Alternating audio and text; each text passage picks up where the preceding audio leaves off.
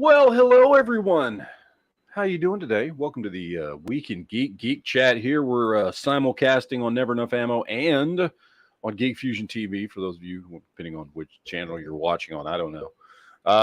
So yeah, welcome to it. And this is the Saturday afternoon chat where we just talk about geek shit the whole time, and that's about it. I mean, that's it. Movies, TV shows, toys. I don't give a shit. So if you got questions about any of that stuff, whatever it is, throw them out there into the chat, and we will discuss it because I think that's kind of the point, I believe. And we got Andrew with us today, and I'm waiting on Duke. Duke said he was coming, but he's running late because he had to get home from work. But he's going to hop on. He's very excited to talk about one particular topic, so we'll hold that one until he gets here. But yeah, we got a few things to go over here over the next hour or two while we're going through everything. But I tell you what, we'll do roll call here real quick. We haven't done roll call on this show yet, but I'll do roll from both chats. I've got both chats open here to both channels. And I can only see you, by the way, if you actually type something into the chat. If you don't type anything in the chat, I can't see what you're saying. So I don't know you're here. You're just like ghosting in the background, just kind of perversely watching us do our thing without, taking it in. So we've got Christopher Reed with us. We got MTS 1993. We got Roland Tripp. We've got The Smoke. We got Black Bear Forge. Eduardo is here. All Thumbs. Dad04. Fiend Dog. Proud Pirate. Don't Poke the Bear. Says, how are you now? Not so bad in yourself. Pretty good. And you? God, I'll miss that show. When is that show coming back? Letterkenny? Andrew, have you ever watched Letterkenny? I have not. Oh my God, it's such a good damn show. It's what, got 4 seasons right now? No, it's about to go into season 10, I think. Oh, holy hell. Yeah. Now the seasons aren't really long. They're usually like 8 episodes, give or take. And then they always have like a holiday episode. They're not in long, and they're 30-minute episodes. So, you can buzz through a season pretty damn quick. But I've watched that show all the way through 3 times because it's just something that's just so fun to just like put on when you're doing something. And you're just like, I just want to watch something fun. I want to watch something funny. And it's fucking hilarious. The show is absolutely hilarious. And they just did the spinoff of it, which is called Shorzy, who is one of the characters from the show that after like 10 seasons got his own show. And it's fucking hilarious, man. If you haven't watched it yet, highly recommend it, Andrew, or anybody out there in the chat that hasn't had a chance to see it, because it's fucking great. I love it. I fucking, there are some shows that I go back and rewatch, Star Trek and stuff like that. And there are a few things here and there, but rarely, do I rewatch entire shows. You know what I mean? And that's one I can just watch over and over and over again. And it's always fucking hilarious. And just the level of humor and the comedy in that damn show is fucking great. What's up, Honda? Aloha. Hola, ¿cómo estás? How's work been? I haven't heard from you in like fucking 3 days or something. Yeah, it's been work. Okay. That work thing, it sucks, kind of. Damn jobs. Fucking hell. I mean, I like the money. Money's nice. Money's nice. What I have to do for it's rather like slavery. Slavery? But it's not like the good kind, like sex slavery, where you get to bang a bunch of chicks. What was slavery? You had to work, and in exchange for working, you got food and a place to sleep. Yes. I feel like I work and work and work, and I have food and a place to sleep. Well, the upside is they're paying you, so you get taxed for it. Yay! Yeah, that's right. That's awesome. Yeah, did I tell you about the party that I had the other day? I texted you guys about it. Oh, is this what you said something about the Attorney General or something? Yeah, there was a private party, and there were 5 different speakers on the stage. One was the AG of Colorado. One was the head of the Colorado Bureau of Investigations. Mm-hmm. One was a special agent of the FBI. Yes. One was a special agent of the IRS. And the 5th guy was Secret Service. Jesus Christ. Yeah. Okay. Tyler Durden is your waiter. Nice. Okay. Don't eat the soup. Don't eat the soup. Those aren't noodles, dude. Yeah. Those aren't noodles. That's not a dumpling, bro. It's not broth. Yeah. All right, got a couple super chats already rolling in. MTS 1993 over on the Geek Fusion side says Jeffrey Dean Morgan cast for The Boys in season 4. Yes, I saw this. Duke was the first one to say something to me about it. He sent me a text, and I went and looked it up. I have no idea who he's playing in that. I don't know why Duke cares. He won't even watch the show because it has too many exploding penises in it, and he's a little edgy about that kind of thing. He's a little gun shy when it comes to the exploding penis. Yeah. I mean, the show's fucking great. Again, well, then he definitely needs to watch Herogasm. Yes, he does. Well, just the first episode in season 3 where literally there's an exploding penis and somebody dies from their... I'm not going to go into all the details, but it's that kind of show. And it doesn't, like, you know, sneak around what's going on. Like, literally you see a penis and it blows up. That's what the show's about, really. Yeah, exploding penises. But it is a fucking great show. I love that show. I'm very curious to see who he's going to play. I really like him. He's done great as Negan, despite the ups and downs of Walking Dead. I've always liked him as Negan, and so I liked him in Supernatural, which is another show I watch the shit out of. And so yeah, I'm curious, and I'm curious if he's going to be on the show. If what's his face, the other dude from Supernatural is going to come back. Jansen Eccles. Yeah, I wonder if he's going to be on the show too. Next season. I'm assuming so, and so they'll be working together again, I guess, for the first time since Supernatural. So, so it'll be pretty cool. I'm looking forward to it. You ever put a hot dog in the microwave too long? I have. Yes, I have, and it's it's very similar to what I watch in The Boys. I'll just say that. It's almost the same thing. Yeah, almost exactly the same. Different reasons for the explosion, but I mean, very similar result there. So, over the chat, Rolling Trip says, have you watched Samaritan on Prime yet? Decent movie, but a little too predictable in my opinion. Okay, I did. Me and my wife watched that last night. So it's the new Sylvester Stallone movie that's on Amazon Prime, and it's kind of like, I mean, well, I'm not spoiling anything, like it's literally in the trailers, but like he plays a retired superhero that everybody thinks is dead, and this one kid finds him and is convinced he knows who he is, and then things happen from there. It's not based on any comic book or anything like that. It's just an all new story. But yeah, it's about an old superhero who everybody thought died, and he's just living as like a garbage man in like New York, in a shitty apartment. There is a twist to it, which I literally called 30 seconds in and pissed my wife off because she's like, "Did you just spoil this movie for me?" I said, "Yes, I did."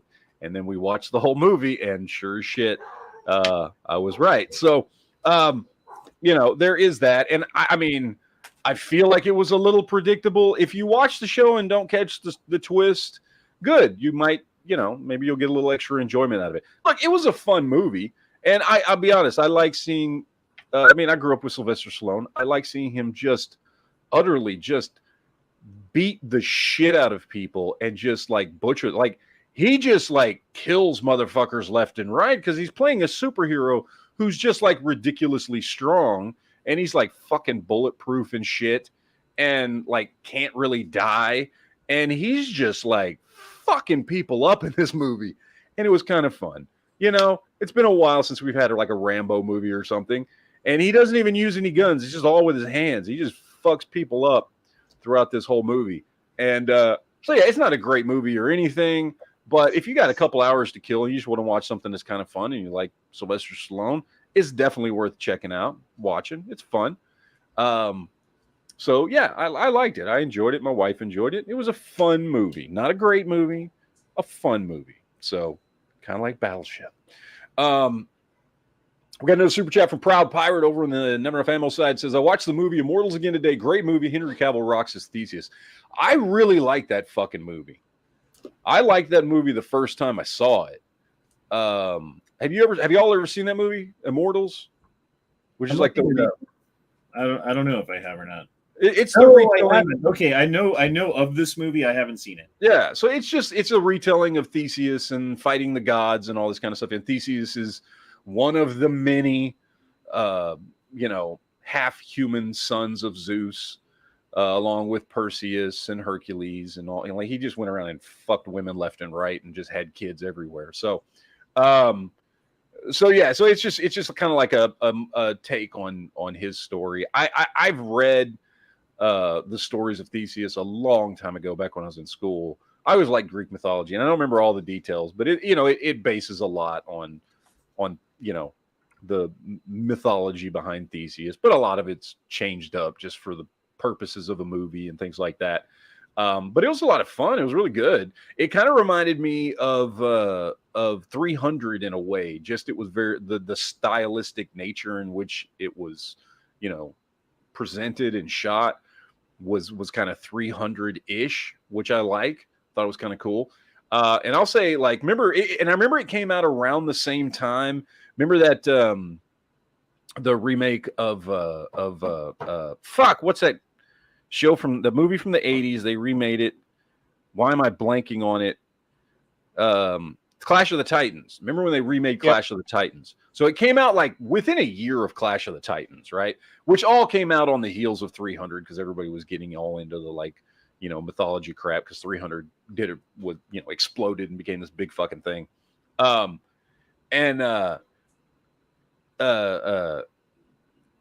it came out. I think it's better than Clash of the Titans. I liked the remake of Clash of the Titans. The sequel, whatever the fuck the name of that sequel was called a couple years later, I don't really like that one.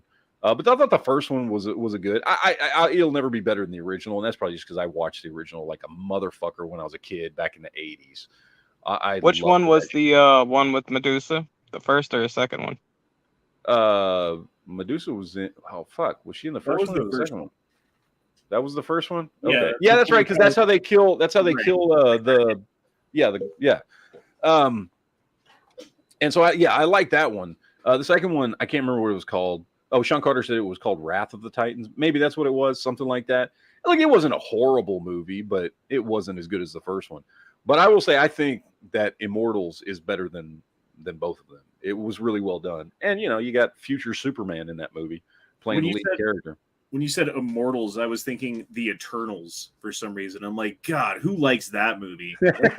Terrible movie, dude. Yeah. I watched it once in the movie theater, and I remember when it finally came to Disney Plus, thinking, I should watch it again and see if it's actually better the second time. You know what I mean? Maybe because I don't have my hopes up because I've already seen it once, that maybe it'll be better. And I started watching it, and I think I got 10 minutes in, and I just turned it off. Dude, I've tried watching it 3 times now. I think 3 times. I have not made it through the movie once.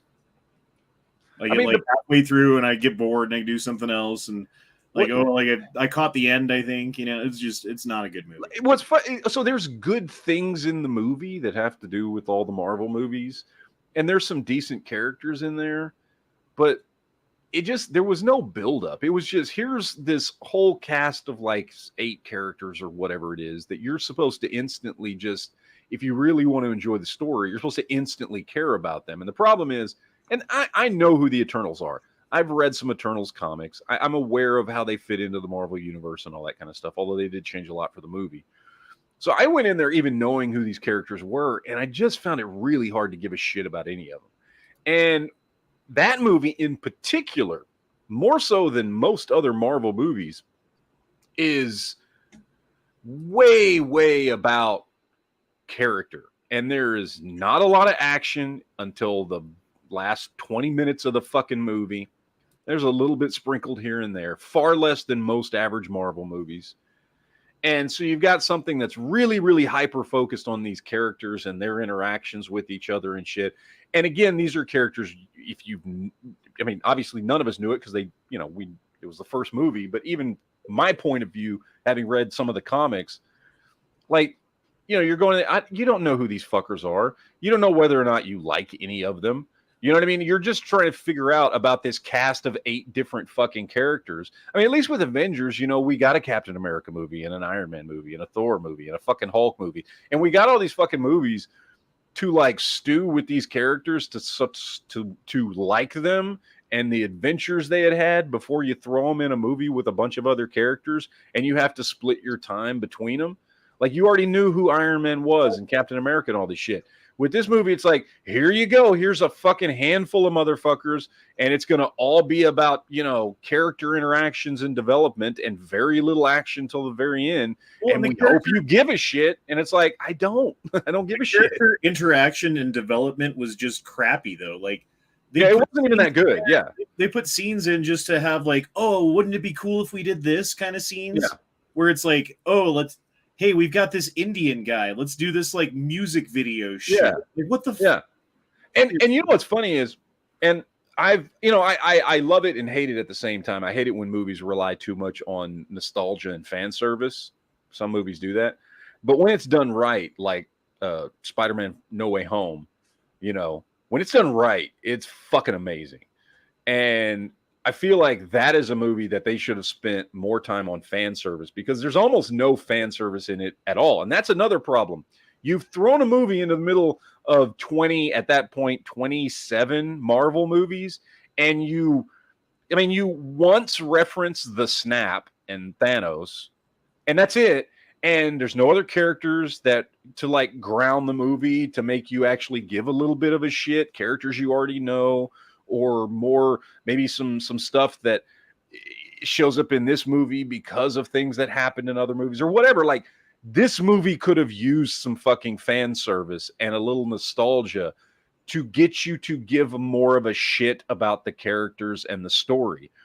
And there was just really none of it in there. And the characters are fine, but like, I don't know, man. I think it was just a miss, man, across the board.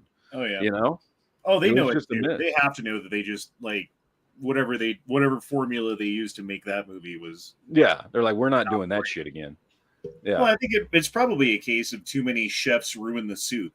You know, if you have one person's like idea of what something should be and they're allowed to execute it, it's usually pretty good, even if it's not like the best story or whatever. There's things about it that suck or whatever. At least there's things about it that don't suck because it's one person's idea.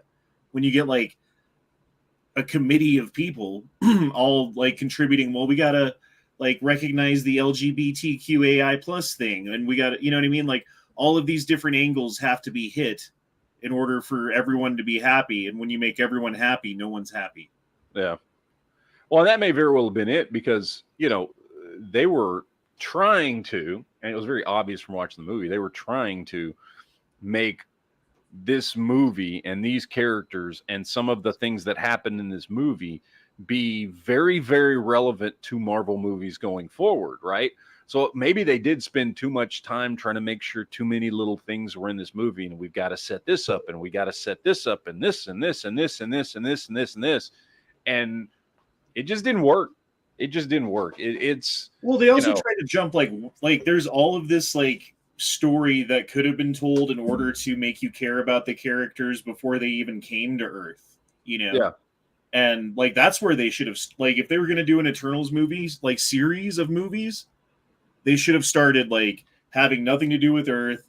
Like, here's this person and this crazy adventure that they had where they got to defeat these fucking giant creatures that eat planets or whatever, like, okay. And then at the end of the movie, like maybe like you see them like, okay, now Earth is the next target or something, and you see like the giant growing in the middle of Earth, like with Thor and everybody fighting on the surface like it's nothing, like just waiting to be eaten by the fucking giant, not even and then you're like, oh fuck, like this person's really important, like now you're set up for that second movie, and one other thing they should have done, in my opinion, is focus the vast majority of the movie on just a couple characters.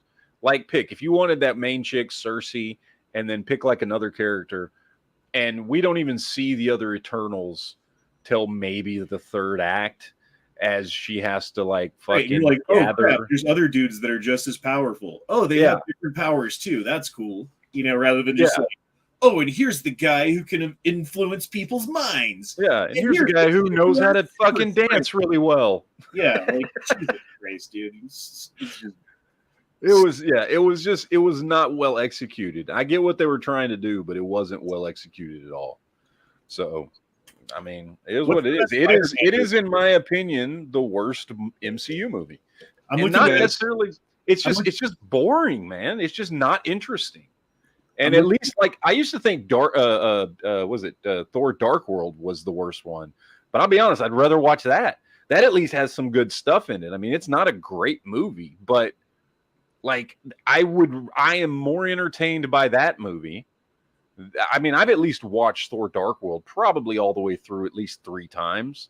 I can't even get through Eternals a second time, and the only reason I got through it the first time is I was at the movies. You know what I mean? And you're like, kind of like you're in it, you know? So, yeah, it's the worst one they've put out, I think, because it's just not interesting and just nobody gives a shit about it. It's not that, you know, they got a bunch of bad actors or anything like that. It's just not, nobody gives a fuck. Who gives a fuck about this movie? Have you seen anything about Captain America: New World Order? Oh yeah, the 4th one. Yeah, I saw. I saw they announced the title at Comic-Con, and you know, it's going to star Anthony Mackie in his version of Captain America and that kind of stuff. There's a lot of rumors that who the fuck is Anthony Mackie? You just say that like I'm supposed to know. That's Falcon. Falcon, Captain America now. Sorry, thank you. And there's a lot of fucking rumors that have not been spoken about publicly, and a lot of stuff coming out that what's his face is going to appear in it as Steve Rogers. He's going to be in it in some capacity. I don't know if he's going to play old man Steve Rogers, which is the last time we fucking saw him at the end of you know, Endgame, or what. I have no fucking clue, but there's a lot of rumors. They don't even really know what the fucking story's about or anything, so who the fuck knows? With New World Order, I mean, it sounds like it could be cool if it delves into like some fucking conspiracies and shit, you know what I mean, or something like that. I mean, I'm down for it. And I don't. Now that's going to be the ass end of Phase 5, right? I have no idea, honestly. I don't know if it's. All I know is that the last Phase 4 movie is Black Panther, and the first Phase 5 movie is Ant-Man. I think that's an example of art imitating life. Maybe. It might. So, I don't know, man. We'll see. I mean, yeah. So, speaking of MCU, should we talk about She-Hulk Episode 2? Yeah, let's talk about this. Episode 2 was way better than Episode 1. And it may just be because there wasn't that 30-second bullshit tirade about how somehow getting catcalled is going to lead to you getting murdered, and somehow that's worse than anything Bruce Banner ever fucking went through. There wasn't any of that shit in there, so maybe that's why it was more enjoyable. But I thought that, yeah, the second episode I liked quite a bit more than the first. I thought it was, you know, much more entertaining. I mean, I get why they had to do a lot of the stuff they did in the first episode, because, you know, I mean, unless you read comics, you don't know who the fuck She-Hulk is or how she became She-Hulk and all this shit. So they got to put all that shit in there. I get it. But yeah, the second episode was good. It was solid. You know, made me, it kept me interested enough to keep watching at this point. I do like you, and you saw the now confirmation that Wolverine exists, I assume. I saw there was a headline on a newspaper, I think it was. Yes. And it said the headline on the newspaper, because she's like on an internet website, and there's all these little stories and articles on her computer screen. And one of the articles is man with metal claws gets into bar brawl. Yes. And obviously we all know who the fuck that is. That's not, you know, so it has basically been confirmed that that Wolverine exists at this point. The other thing that was in there was, which finally, thank God, somebody recognized it, or acknowledged it in this Marvel universe, because we've had a few shows, or at least 2 shows, come out, Moon Knight and Miss Marvel, and then Spider-Man No Way Home, Thor, and the new Doctor Strange, 3 movies at least. Oh no, and Shang-Chi too, 4 movies. So we had 4 movies and 2 TV shows come out since the Eternals happened, and nobody referenced the fact that there's a giant half of a fucking thing sticking out of the planet. So finally in She-Hulk it gets referenced that this is a fucking thing, that there's a giant hand and half a head coming out of the fucking planet. So finally, because I'm sitting there watching, I'm like, and I just vaguely, every time I watch something Marvel in the last like 2 years, I'm like, are they going to mention this fucking, like, it's the size of goddamn, like, fucking, it's bigger than any fucking mountain sticking out of the goddamn ground. I get it was supposed to be like in fucking Antarctica or something. It was like some faraway corner of the world. Not in the movie. It was like off the shore of fucking New York or something. Well, they went to some fucking island somewhere. I don't remember where the fuck it was, but they made it seem like it was not supposed to be anywhere near, any major metropolitan areas or anything. But still, we have satellites call it, and planes. The end of the world, right? Yeah. I mean, we have satellites and planes. Like, somebody would have seen that shit. So I'm glad at least someone finally referenced it in something from Marvel, because Jesus Christ, that was like, what the hell? I have a question about catcalling. Yes. Why? Okay. I understand like unwanted attention can be uncomfortable or whatever. And sometimes you just want to like move on with your day. But, like, why is it such a big deal for a woman to get a compliment from a man who she doesn't know? Because it's basically murder. Which is basically what a catcall is, right? It's like, yes, wow, you look really nice in that dress today. Oh, he's a rapist. You know what I mean? But the other side of the shoe is, how many times in your life have you had a random woman stranger come up to you and say like, wow, those jeans look really good on you or whatever, I mean, when I was younger, it happened to me when I was younger, but I would be willing to bet that the vast majority of men in their life could count how many times that has happened. Oh, probably far less than women, yeah. And moreover, like, how do you think a dude would, like, that would make your fucking day? Like, oh, you're just walking around like, hey, nice jeans. Like, ooh, thank you. Yeah. Like, I think men crave that kind of acceptance and attention in a way, but never get it in their entire fucking life. Probably. I mean, I've never had issue with someone saying something to me or hitting on me or anything. It is a compliment. Even if you're not interested, it's a fucking compliment. Right, but I'm saying like the majority of dudes go their entire life without having that affirmation, and if you never get that kind of affirmation in your entire life, you kind of walk around guessing whether women are into you or not, or what they find attractive about you. Yeah. Well, most women are too shy to say anything. Well, and it's like, is she into me because I am attractive or because I have a nice car? Is she attractive because I'm interesting or because I have a big bank account? Is she into me because, you know what I mean? Like, you just don't know. So you spend your whole life guessing versus like on the way to the sack, you're telling a girl every 5 seconds how hot she is or what you like about this or you know what I mean? Yeah. Like they get it constantly. The other side, you just spend your whole fucking life. Part of that's just how society has run. You know what I mean? Like it's just been that's just kind of how we've been for a really long time, is that, women didn't blatantly hit on men. When they did, I mean, if you go back however far you want to go back, and obviously different societies were different, but like back in the old school days, if a woman wanted to hit on a dude, she wouldn't say anything. She'd like drop her fucking handkerchief in front of him and see if he would pick it up and give it back to her. You know what I mean? Like that was the sign. Yeah, it's definitely cultural, because like if you go down to like parts of Mexico, like chicks hit on dudes like openly and blatantly. So it's just a cultural thing and how it works. I mean, good. Go ahead. I'm sorry. Well, I was going to say like, and it's probably prudent in a lot of cases, because if you're an attractive woman and you like compliment the wrong dude in the wrong situation who's going to take it like things can become violent potentially. So they have to be on guard. That's all. Yeah. Oh, yeah. So with She-Hulk, is there a reason why, people are saying men hate it because it's a female character or whatever? But is there a reason why there's not a strong male character at all, like a positive male character in She-Hulk? We have not seen one yet, except for maybe Bruce Banner, but he's in there for like 20 minutes.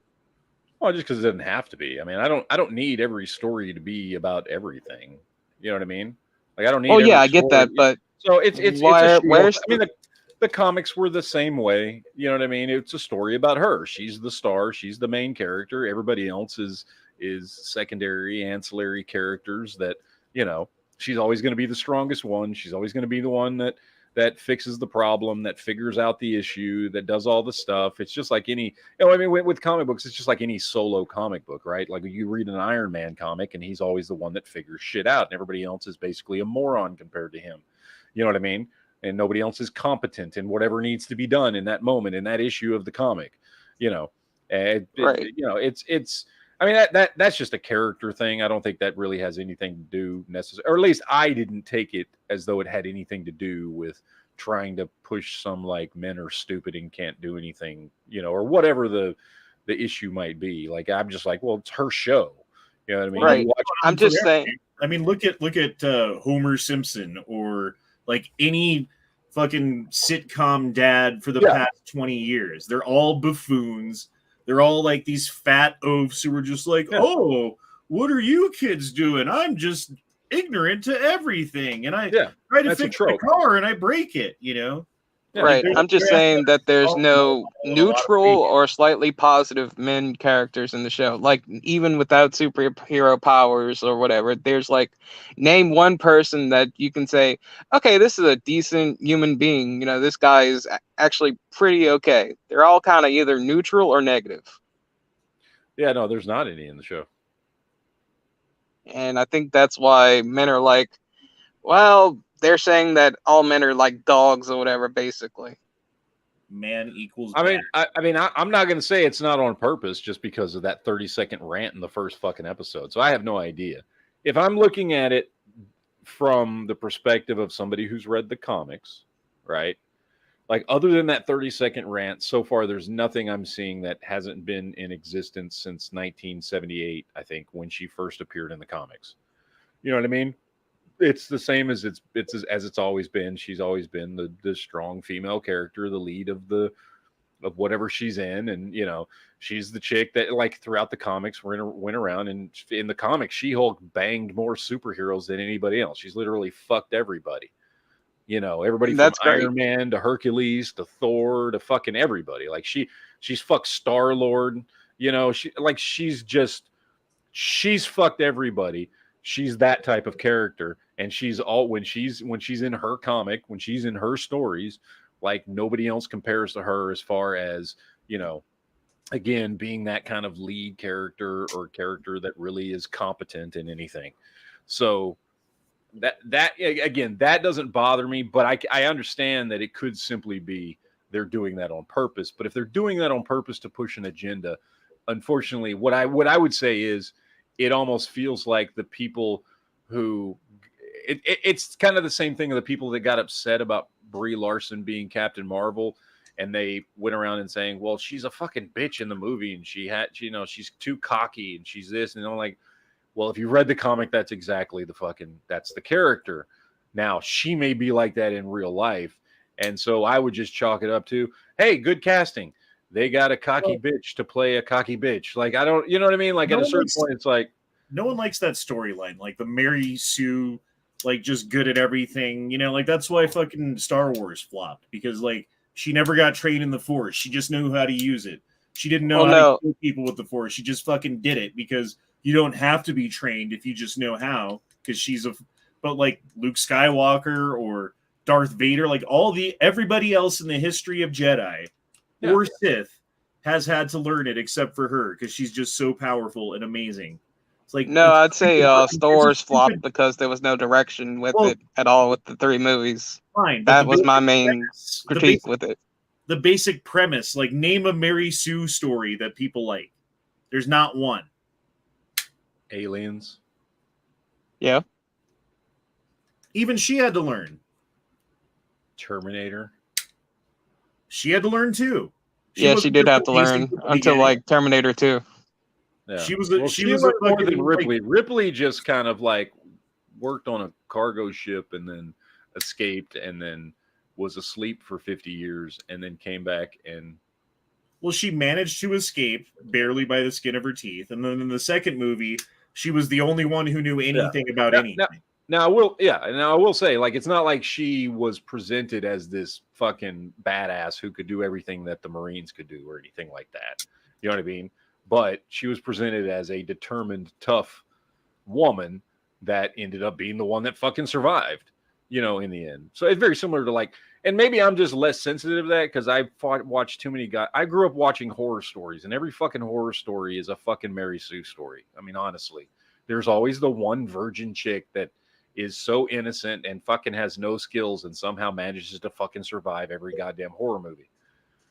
I mean, that's literally every fucking horror movie. I don't know if that's Mary Sue necessarily, though, because like a Mary Sue story would be like she's like the, I don't know, Buffy the Vampire Slayer after she got trained. You know, it's like she's in there just like killing the fucking the. I mean, I guess it depends on to what level you're talking about. Right. But yeah, I mean, you always see like the horror movies and stuff, whether it's Friday the 13th or Freddy or whatever, where in the end, the chick who survives could somehow manage to figure the things out that none of the other people could, including all the dudes, and can do the thing to beat the bad guy that none of the dudes could figure out, and in the end, even though they're probably just some fucking, virgin teenage chick who has no life and is usually the social outcast and has no friends and no support system, and they somehow manage to be the only one that can defeat the fucking, supernatural fucking whatever the fuck it is that's killed literally everybody else in the entire fucking movie or fucking franchise, and they're the one that fucking figures it out and saves the fucking day. Well, Sean Carter's got it. He's saying Mary Sue usually starts out being she hero. God damn it, my fucking eyes. The hero type for no reason. Yeah, I do think that is, like Hamda saying, a thing. Like, there is no character development with the latest few Marvel movies that stored women. Well, it depends on what, I mean, I don't know. Like, there was, because the only one, so with Captain Marvel, right? Like, her character development is she was already in the military and a fighter pilot, then got her memory wiped and was trained for years by a bunch of fucking, by an alien military. So there's reasons why she was as skilled as she was. Then you look at like Miss Marvel, right? You watch that show, she fucking wasn't the hero basically until the very end of the entire series. And even then, she really didn't do that great of a job. She just kind of barely hung on by the skin of her teeth. I'm not recommending watch that show, by the way. It's meant for children. That show is a typical Disney show like you would see on, the Disney Channel. Like, it's made for fucking teenage girls. So it's not like it's a good show or anything. But I wouldn't like call her that character, for instance. I wouldn't say she's a Mary Sue because she basically fucks up the entire show and she lucks into some fucking powers and then lucks in, and only with the help of her 2 male friends at the end, kind of wins, like manages to survive. Well, it's the same Black Widow's always been badass, so that I'm fine with that. It's the same reason people don't like, a lot of people don't like Superman, right? Because he's just like he all powerful. He can't be hurt unless you have this one fucking thing, and that's always the thing that gets him. So that's always the storyline is like, oh, they got kryptonite, or it's a moral choice that he has to make because it's not about like defeating him; it's about like compromising him. Which is why a lot of his stories are boring, honestly, right? Because there's just nothing, there's nowhere to go with it. Which is why I like when they do shit that, like, I remember when Man of Steel came out and everybody bitched about, that's not my Superman. What do you mean, the boring one? This dude snapped somebody's fucking neck to save people. This dude had hard moral choices to make. He had kind of a shitty path to getting to being Superman. He didn't even know if he wanted to do it. Didn't know where he fit in the fucking world. Felt like his adopted father didn't love him. Fucking, you know, he never met his real fucking parents. Raised as a fucking, you know, normal person. Found out he's fucking alien. Like, he went through some shit. And it was like, oh, that's not my Superman. Okay, fine. You want the boring one? Go watch the Chris Reeves bullshit. Go watch that shit from 1978. Go have fun. Enjoy it. I like the fact that Superman fucking snapped somebody's goddamn neck. I like that. It made him more fucking interesting. But people wanted to bitch about that fucking movie. But anyway. Yeah. But no, I know what you're saying. Like, I get what you're saying. Yeah, and yeah, there's definitely a lot of that. To me, that's kind of what the Eternals was. Yes. And not just with, you know, the female characters, but with all of them. They just kind of show up and they can fucking do everything. And they've just always fucking been here, you know, it's just like, oh, they're just all of a sudden, they're like the next new big thing. And they're these fucking intergalactic powerhouses that have just always, you know, it's like, that's part of the problem I have with that, is that type of bullshit. You know, there was no real character development. There's no hero story in the Eternals. Well, because you know what I mean? That's the part of the story that you can relate to as a human, as a person, is like, hey, here's this thing that I suck at, that I want to get good at. If I am diligent and I put time and practice and effort and get better and gain in skill at that thing, then I can become badass at it, right? And like that's like jujitsu or chess or speaking on the internet, or it doesn't matter, dude. Whatever it is that you want to get good at, you start out sucking usually, and you get better through time, you know? Yeah. Well, it's very look, this is the reason why, second only to Batman, the most popular superhero in the world, the most recognized superhero in the world is Spider-Man. Every Spider-Man story you've ever seen, even if it's one of the movies where there's no origin story in it. You know, what is it? It's him struggling. It's him being a normal person, and he's always struggling with shit. Right. And it's very relatable. Yeah, exactly. That's the part of the story that draws people in. And if you don't have that aspect of a story when you're telling a story, when your job is to be like the storytelling fucking producer or director or writer or whatever, you're not doing your goddamn job, dude. Because you have to relate the story to the fucking reader. You have to make it in a way that he can put himself into that character and relate. Because without that, then you would get the Eternals. Yeah. No, and that's one of the biggest criticisms. So, you know, in comic book circles, especially when I was growing up, one of the biggest differences between Marvel and DC, and I know it's come a long way and Stan Lee's dead and all that stuff, but that, you know, up until fairly recently, they kind of hung on to that spirit in Marvel Comics that Stan Lee had started in 1963, 62, 63, I can't remember, where Stan Lee did everything he could, whether it was Iron Man, Hulk, Spider-Man, Fantastic Four, Captain America, whatever it was, he wanted those characters to be relatable. He wanted you, if it was Spider-Man, he wanted you to relate to that nerdy kid who suddenly got powers, but still had to deal with worrying about being late for class. He wanted you to sympathize with the guy that was just a normal dude that something happened to, and now every time he gets mad, he loses control. He wanted you to relate to, you know, all these different people. DC always had been the you know, it was the difference between people you can relate to and gods. You know what I mean? Superman is a god. Wonder Woman is a god. Green Lantern is a god. Even Batman, you know, he's supposed to be a human, but he fucking figures everything out. He can literally, like, it's a trope in comic circles, but it's true. Like, oh, given enough prep time, Batman can defeat anybody, which is absolute bullshit. It's not realistic in any way, shape, or form, but that's how they fucking write his character and have for fucking ever. DC Comics, the reason I don't like them as much as Marvel is because they're not relatable.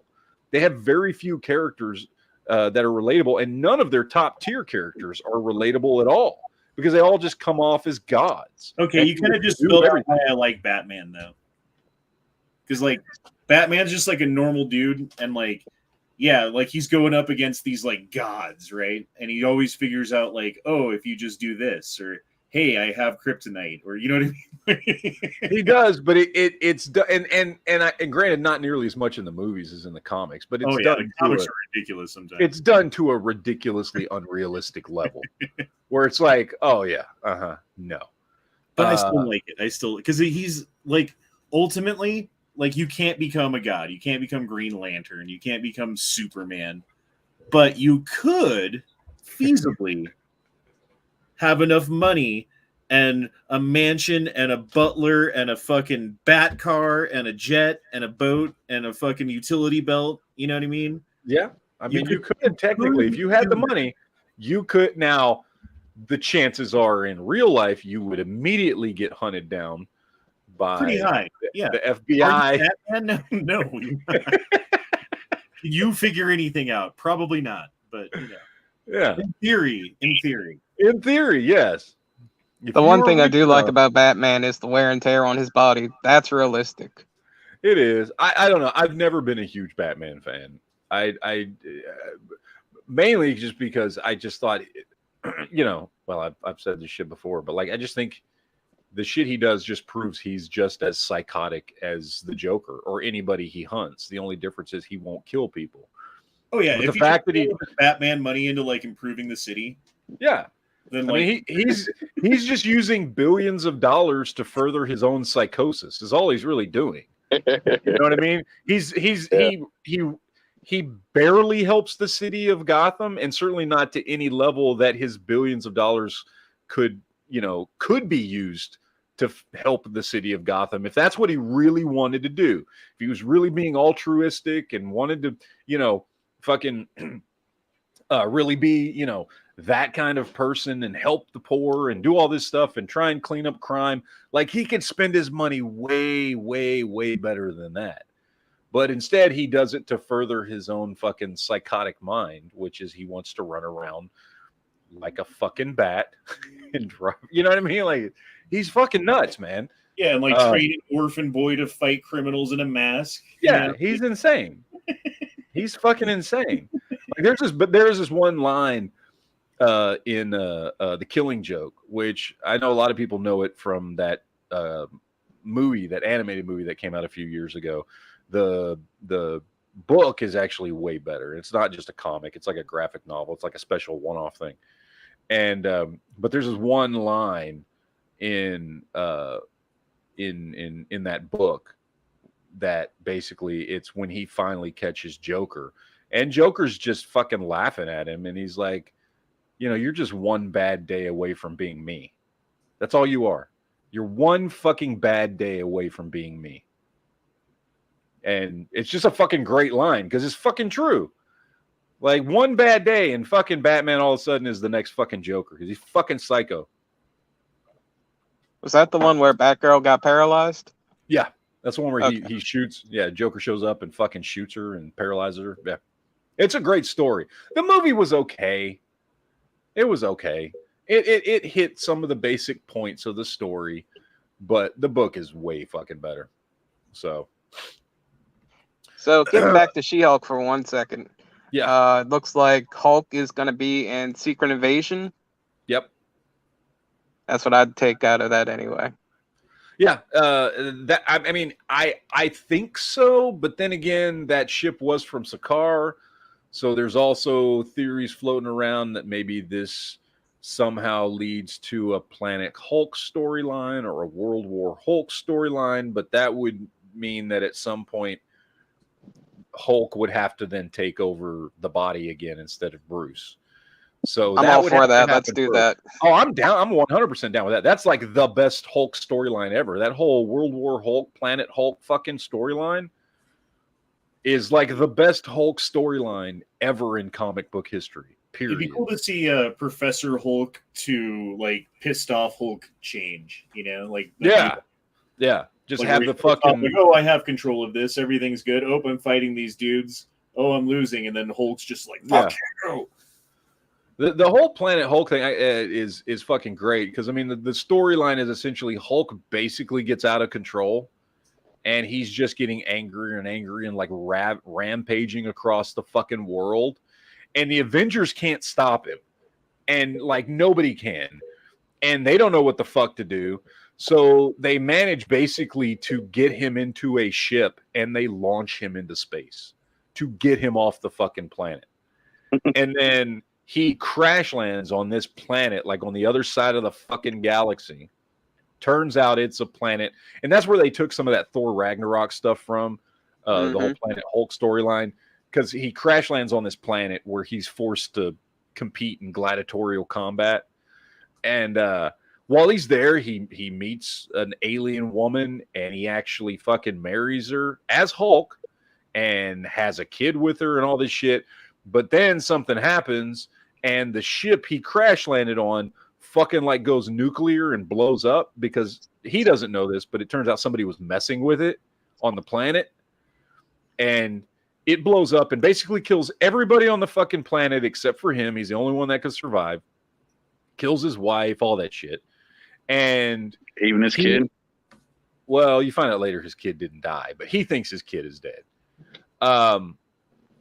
And he fucking goes back to Earth ready to just fucking kill everybody because he thinks they did it on purpose. He later finds out that it was somebody on the planet that had messed with the fucking ship and did it, and that it wasn't Iron Man or Captain America or the Illuminati or any of those people that got him onto the ship and sent him away. But he shows back up to Earth ready to fucking kill everybody. It's a really good storyline. Like, really fucking good. I would love to see that in movie form. Hell yeah. So, it's good. It's good.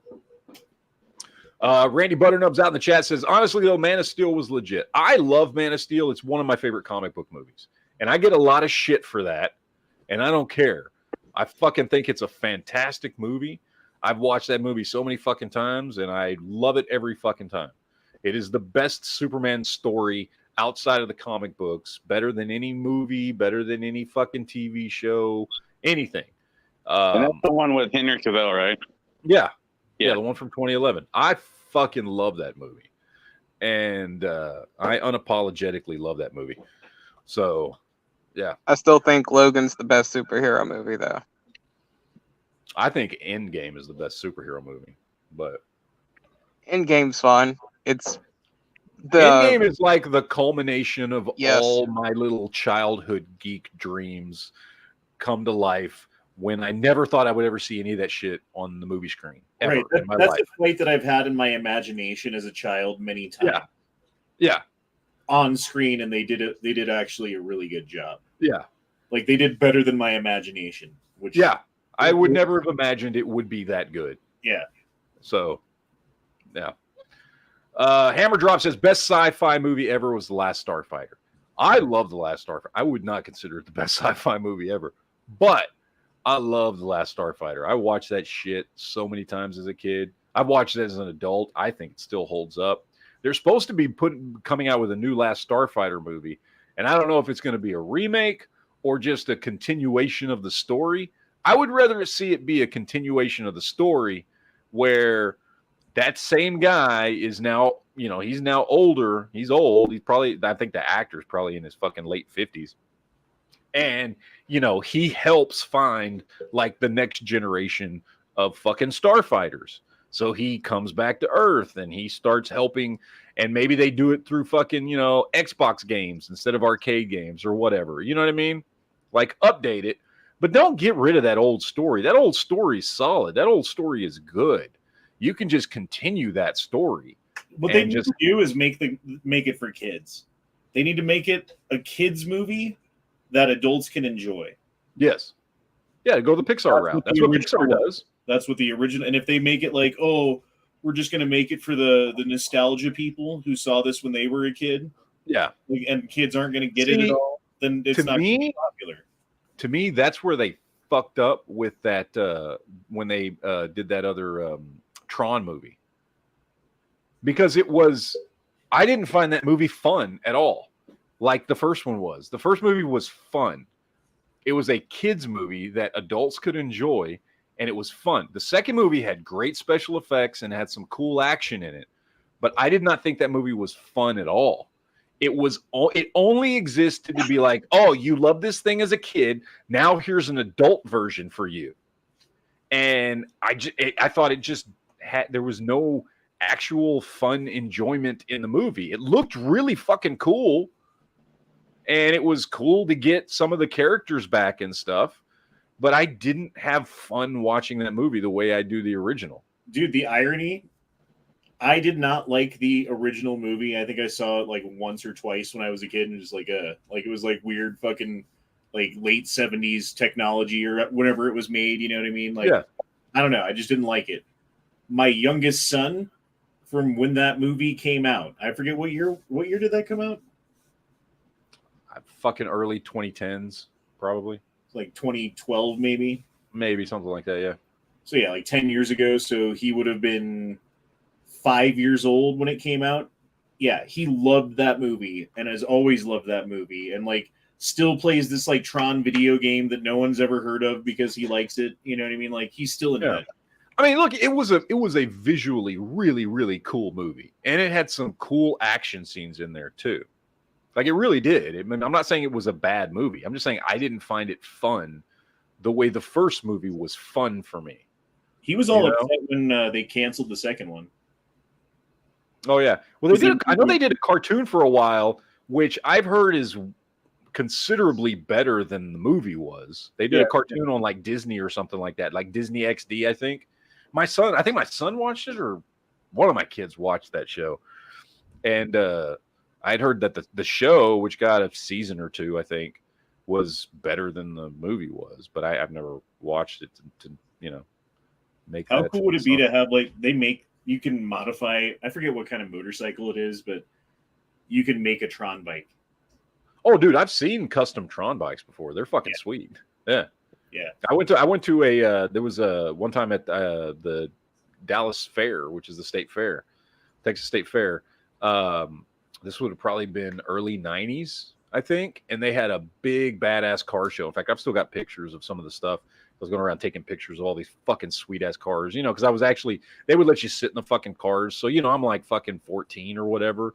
And they're letting us sit in like fucking Ferraris and shit and, all this stuff. And somebody had a custom Tron bike that they had built. I don't know what it was made out of. Yeah, I don't know what the fucking thing was made out of. I don't know, But I remember there was a cut. That was one you couldn't get on. They wouldn't let you sit on it. It was like roped off. But it was fucking sweet, man. It was cool as shit. If you could have a vehicle from any movie, okay, let's not make it any movie. Let's make it Dukes of Hazzard. What is it? Knight Rider. Right. Throw some other ones in there. Back to the Future. Ooh, Back to the DeLorean. So are we talking car? Are we talking the car has all the same qualities it does in the like thing that have a car that looks exactly like the fucking okay? Because I'm like, well, obviously we'll all pick the DeLorean because it fucking travels through time. Mad Max car. The Interceptor. Honestly, like, oh damn. You know what I want? The fucking Trans Am from fucking Smokey and the Bandit. Oh yeah. I want the Batman car from like the Dark Knight Rises and Dark Knight and Batman. Yeah, the Tumbler Begins. Yeah, the Tumbler. Yes, the Tumbler's cool. No, I think I'd take the fucking Trans Am from Smokey and the Bandit. That fucking car is so goddamn sweet.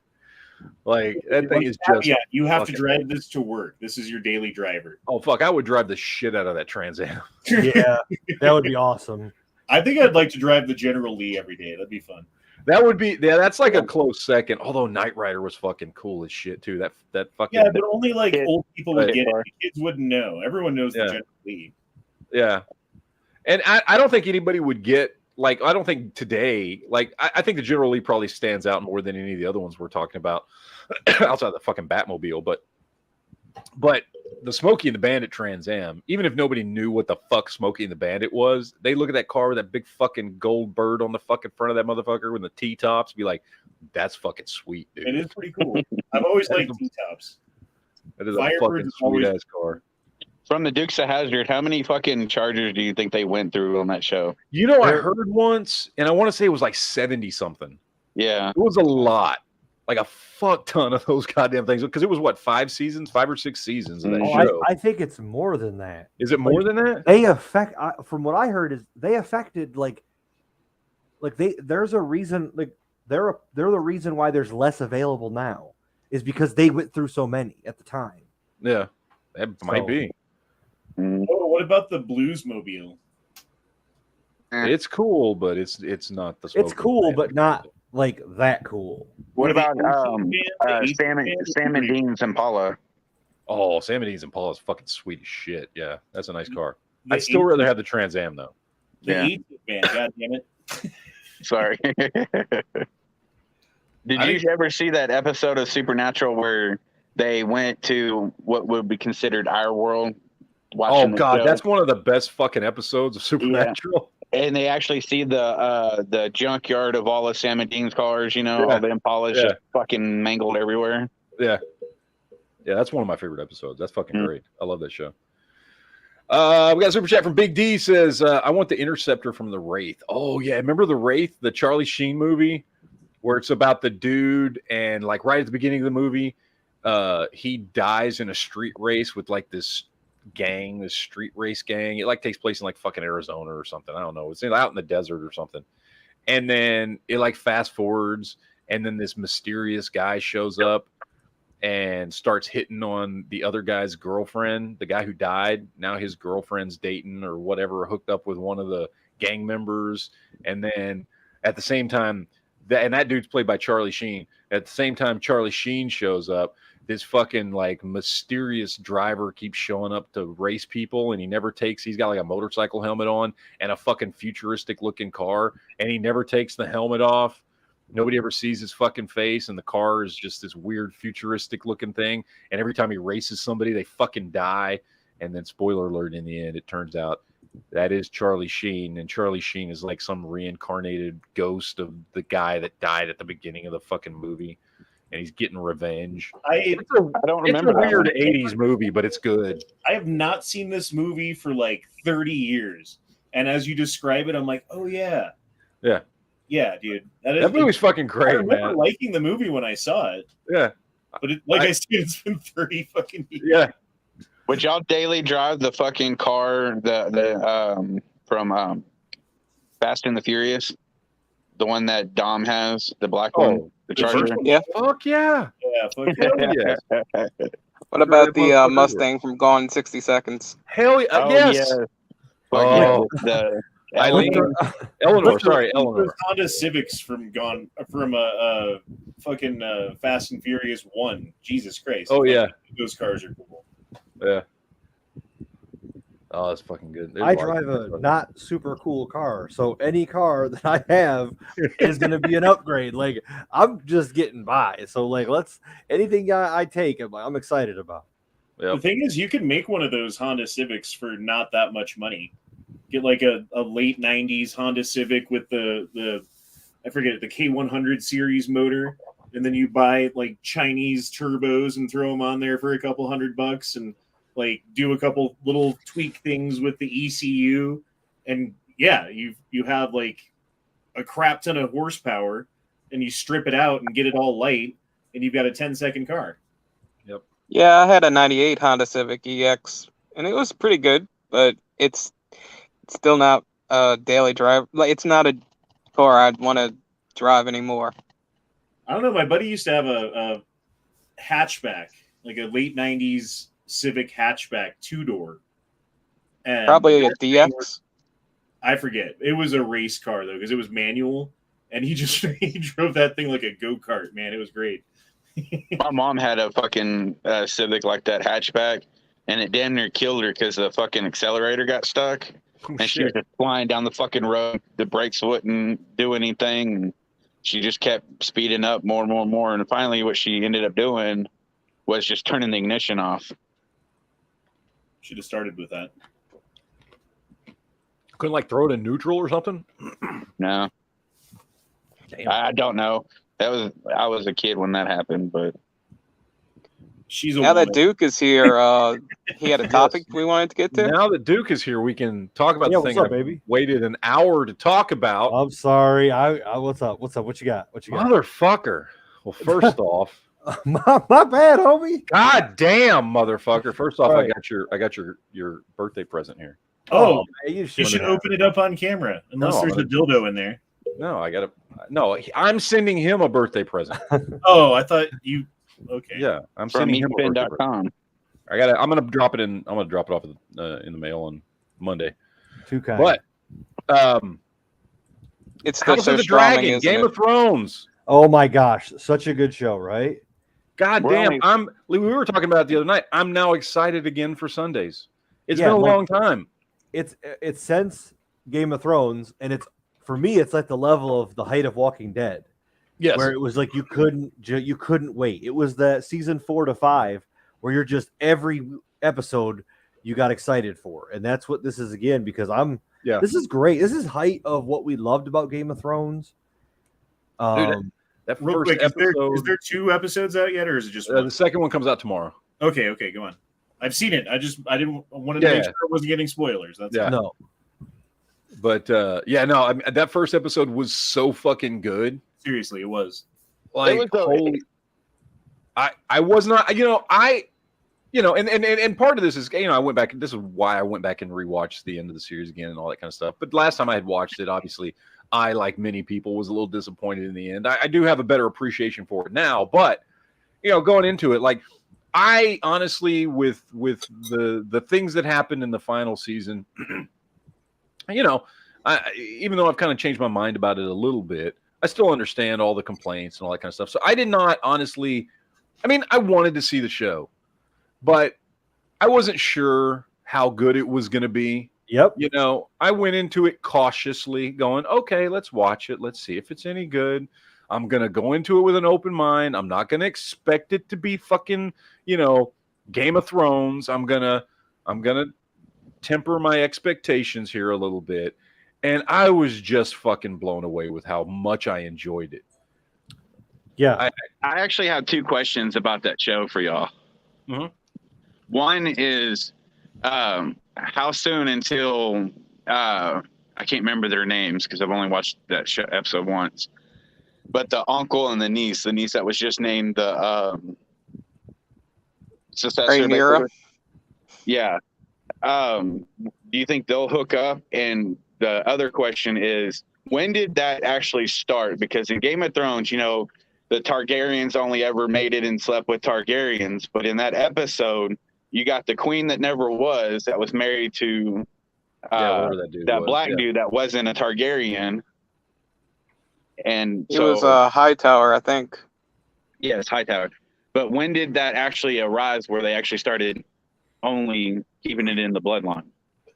So,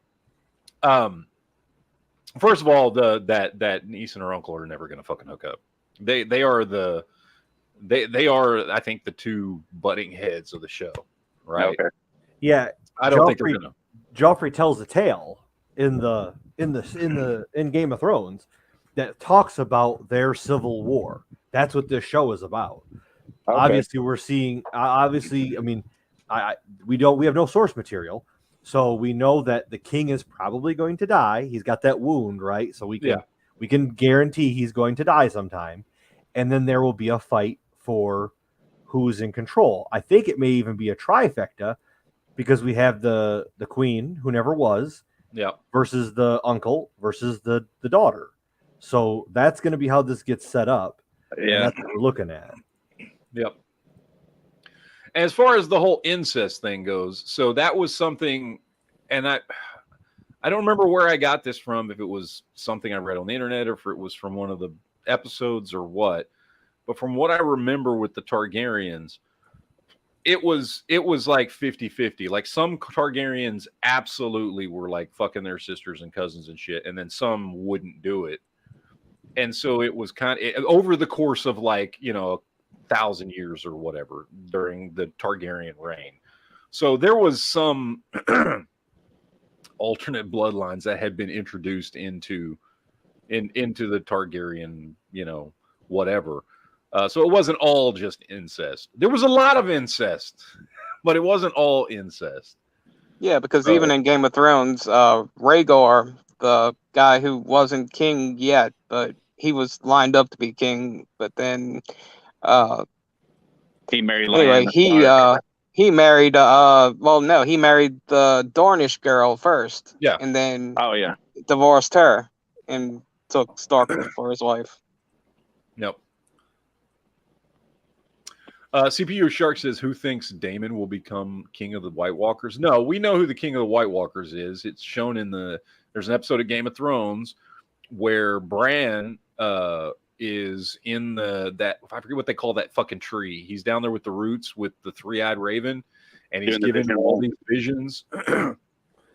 And he sees the origin of the Night King. And the Night King was one of the first men. The Night King was one of the first men who was fighting with the Children of the Forest. And the Children of the Forest did this fucking ritual on him and killed him, and it turned him into the Night King. And then they realized they fucked up, and they never did that again. But so he's like thousands and thousands of years old. He's not Daemon. So the Night King is somebody. And I don't want to see any White Walker stuff. That needs to be. I think there's more than enough. Look, the best part of Game of Thrones had nothing to do with the White Walkers. Yeah, and this is the best part of Game of Thrones. To me, this is golden era again, because we're going to be in high court, we're going to be backstabbing, we're going to be like conniving and warring, and that's the good stuff. Yeah, and this is what we want to see. So give us more. I will say, speaking of White Walkers, I did love that moment where, and I'm blanking on all their names right now because there's only been one episode and I don't remember all the names. But when the father's telling his daughter, and he's like, "Okay, you're going to be next in line," and he's like, "There's this secret I have to tell you that's been passed down through all the Targaryens who've become king," and he tells her about the fucking White Walkers, basically. I mean, he doesn't call them White Walkers. He just talks about, the winter coming and the darkness and all this shit. And that was so fucking cool because as a Game of Thrones fan, you know exactly what he's fucking talking about. He's talking about, the White Walkers and everything, and that it was some vision that I can't remember. Again, whatever Targaryen it was 1,000 years ago had this vision of this horrible future, and that it's passed down because Targaryens have to be aware that this is going to happen. And so that was a whole cool scene, which I loved in the episode. And then, of course, there's the scene which got every fucking Game of Thrones nerd a hard on, which was, when they're at the fucking funeral and that chick goes, Dracarys, and the fucking, just dragon unloads and burns the bodies and shit.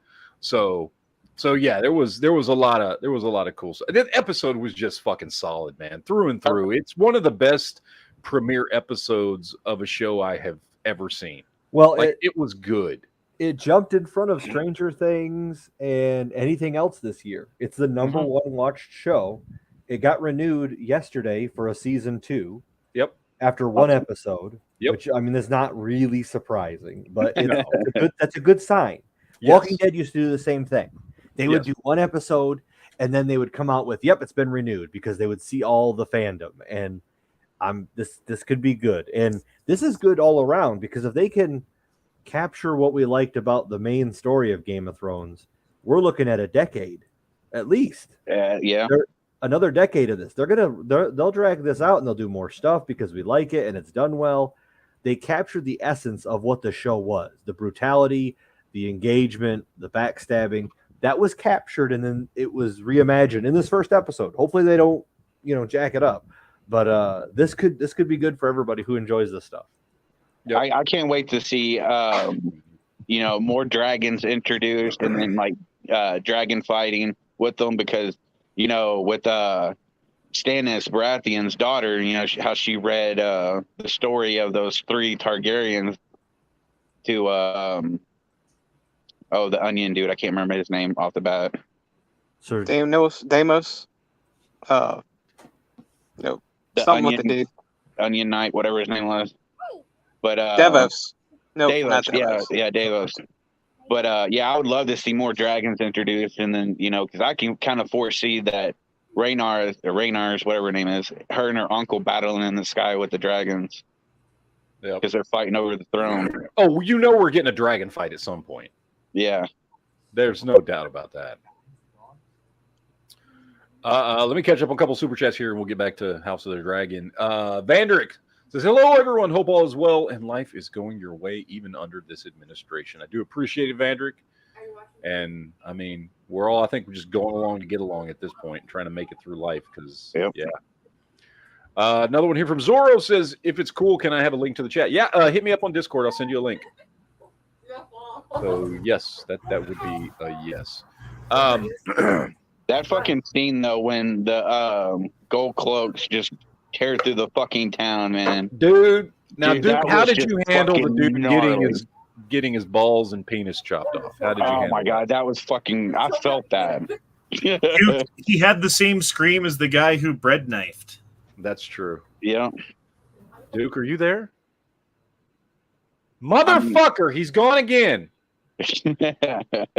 Son of a bitch. He fucking fell asleep. Duke fucking fell asleep. Fucking goddamn Duke. No, his wife. He duked out from the dick dealer. Didn't you hear her like saying like you didn't take the laundry out and like your cups are sitting in the sink and stuff? Yeah. She's like, get over here and satisfy me, motherfucker. She turns into Scorpion from Mortal Kombat. Yeah. Get over here. Yeah, Duke's BRB. Hey, Matt, have you caught up on the new season of Walking Dead yet? Fear the Walking Dead, you mean? Yeah, Fear the Walking Dead, I mean. No, I still haven't watched it. I was going to binge watch it before the new season of Walking Dead, or the new whatever part of Walking Dead comes out. I haven't done it yet, though. I had a question about that for you, but I don't want to spoil anything. Good, because, I haven't watched it yet. So that third episode of Tales from the Walking Dead was fucking horrible. Yeah, that was bad. Fucking horrible. Jesus Christ. So disappointing. Now, that being said, knowing that the show was going to be about Alpha, I went into it not expecting much. And boy, were my fucking expectations met. Because, fuck, that was just a useless, pointless fucking episode of television that nobody fucking asked for. Yep. Nobody gave a shit about. Didn't mean anything. Did not further anybody's story. Nobody ever gave a shit about Alpha. No. Not at all. So, yeah, it was a pointless fucking episode, which was really disappointing because the first two episodes were fucking great. I really liked the first two episodes. And that third episode is just dog shit. It just doesn't, it did not need to exist. I don't even give a shit if they had to make this 5 episodes instead of 6. I don't care. That should not have been put on television. That did not deserve to exist.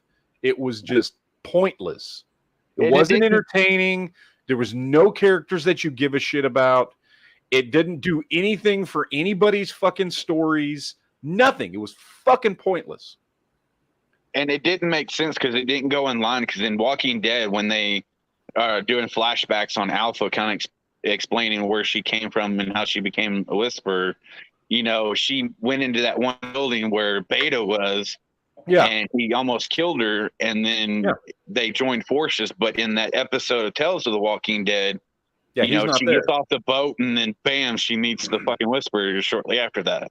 Yeah, so where the fuck is Beta? Yeah. Exactly. Because she met Beta before she became a Whisperer. Yeah. It didn't make any fucking sense. There was no point to this episode. If you decide to watch this show, do not watch episode 3. The first 2 episodes are really good. I really enjoyed them. Just don't watch episode 3. Episode 4 is probably out now, so I'll probably be watching that today or tomorrow. So maybe that one episode with Parker Posey, you know, the whole fucking Groundhog Day. That shit was fucking. That was awesome. Great, man. I loved it. It was very Twilight Zone-esque, which I liked. It was. I thought it was great. I had a lot of fun with it. I thought they did a great job. First 2 episodes I thought were good. I enjoyed them. Third episode, just don't even watch it. It's not worth watching. It will just ruin your watching experience. So if you decide to watch the show later on, just skip it. It's pointless. But anyway, I digress. I'm trying to think what else. Oh, you know what I rewatched yesterday, and I gotta say, I rewatched that 2014 RoboCop movie, And that's a pretty good movie. Like, I get it's not the original RoboCop, and it's not, and I'm never gonna have that level of love for that movie that I have for the original. But that's not a bad movie. The guy that ended up playing RoboCop, isn't he the same one that played Rick Flag on Suicide Squad? Yeah, that's Joel Kinnaman. He's also the guy he's the main guy from that show that I watch, For All Mankind. Yeah. And like, that's actually legitimately a good movie. Again, I get it, especially, because I'm right there with you. I'm a huge fan of the original. Huge fan of the original. Oh, yeah. And there's no way it will ever be as good as the original, because the original is just, it's this satiristic take on, what's the worst that could happen from the perspective of life in the 1980s. What kind of just fucked up ass future where corporations run things and all this shit. Like, there's just a lot of darkly satirical things in that original movie that aren't present in the remake at all. Mm-hmm. And I mean, it is a little bit. Yes, there is a little bit. But not to the same way, and it will never be as good as the original, and I will always love the original. But like, if you haven't watched that movie in a long time, I would recommend going back and checking it out, because I watched it and I was like, man, that was actually way better than I remember. It was a cool action movie. It had a lot of cool stuff in it. It was well done, well acted. The main guy, Joel Kinnaman, does a great fucking job playing. No, he did. Did they ever feature any of the Ed 209s in there? Yeah, Ed 209s are in there. Yeah. Okay, I couldn't remember. It's been a long time since I've seen the show starts out, and this is where it kind of has like a satirical take on like in 2014 what we foresaw as the future, which is the take is this whole idea that we should automate all war with drones and robots and all this shit, right? So the satirical takes in the original were like on media and people and reality television and the weird shit that a bunch of different societal things. And this one, it was more focused on like the future of combat and warfare, and this kind of almost futuristic look at what's the worst that could happen if because it was if we just tried to rule the world with fucking military robots to exert United States dominancy on the rest of the world and all this shit. So it had some of that in there. And Ed 209s were part of it, because they're right at the beginning of the fucking movie. They're some of the robots that the military is using and shit like that.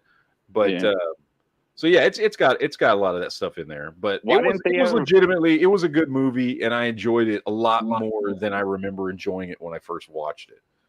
Why didn't they ever do any sequels to that? Because I don't think it did very well at the movies, honestly. So I mean, because they could have. Yeah, I mean, they could have. But, can I share something completely unrelated and hilarious? Sure. Completely unrelated, out of context. Fuck. Mascots versus kids for just like knock that little fucker over. Get the fuck out of the way. At first, when he faced Matt, palms him. Yeah, you check it out again. Boom. Boom. Boom. Wow. I mean, that's pretty fucking funny. It is fucking hilarious.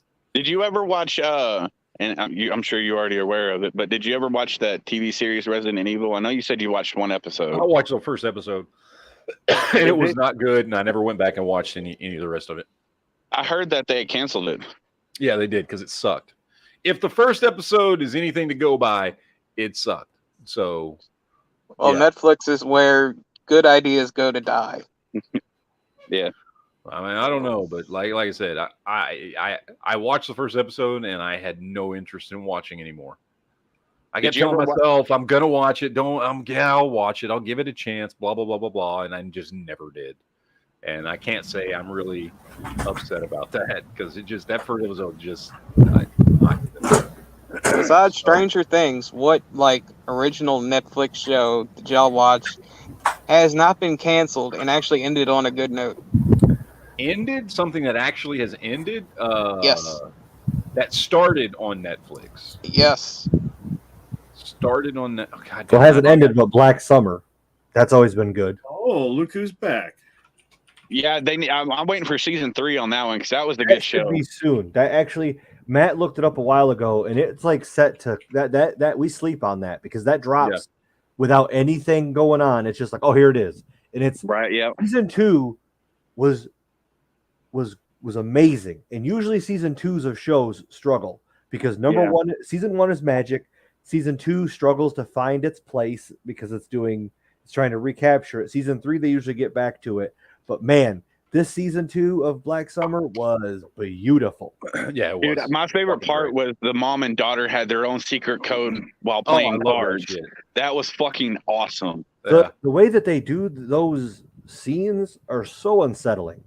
The creepy mom with the 2 sons, and she's itching the whole time. Yeah, and like none of those characters, they're everyday people. None of them have plot armor like Rick. They're just people. Now there's operators, there's veterans, there's army guys, there's whatever. But like everybody's touchable in that. No one in that show has armor because bad things happen to everybody, and it feels to me it's like the most realistic, like crap hitting the fan show, because it just shows how people would abuse each other and everybody's lying, and you don't just trust people. People don't just show up, hi, I'm Rick Grimes, I'm going to save you. No, like people are out to get each other, and it's good stuff. I like it. So does it get better as it goes on? Because I remember watching it the first season, and it was not a good show. Let me tell you. I was where you are. I watched like the first 3 episodes, I think, and kind of just stopped watching. And I don't remember why. I think I was kind of bored, honestly. And then the second season came out, and everybody was fucking talking about it, including you, Duke. Yeah. And I went back and was like, okay. I'm gonna rewatch it. So I started it over again. And those first 3 episodes are a little bit slow. There's no doubt about that. They absolutely are a little bit slow. But it genuinely gets really good. And season 2 is fucking great. Yes, like, season 2 is legitimately like as fucking good as any season of The Walking Dead. So would you say watch it at a certain point, or just go from the beginning and just realize it is slow at first, it builds, but it consistently gets better. So yeah. And season 2 is fucking great. Power through those first 3 episodes and it gets better. And then season 2, like you said. What was I was gonna say something, I don't fucking remember what, but did y'all ever watch I think they're on Netflix too, the like I don't know if they were in Japan or China, but that one, it's called All of Us Are Dead. It's a Korean zombie movie. Yeah. Did y'all watch that first season? Because there's already a second season to it coming out. I haven't. No, I didn't. Last Korean show I watched was Squid Games. So now that is I liked that. That was fun. Squid Games was good. I watched the first season. I really liked it. I thought it was a good show. It was fun to watch. I'm looking forward to season 2. Now, again, this is a situation where was this just gold because it was what it was? Yeah. But I think this made so much money. They'll do well. They're going to do it right. And it's not rushed because it's been over a year. I honestly didn't. I mean, as I'm watching the show, it wasn't. And if you watch the show, literally to like the last 30 seconds of the last episode, right? You're watching this, and I'm fully thinking this is a one and done season. I thought so too. You know what I mean? And then, like in the last 30 seconds of that last episode, you're like, "Oh, is there going to be more? What?" Mm-hmm. So, because it could have been, and I'm not knocking it or saying I'm not going to watch the second season or the second season is going to suck or anything like that. I mean, it could, but I just, as you're watching it, you feel like you've gotten a complete story in that first season. But it was really good.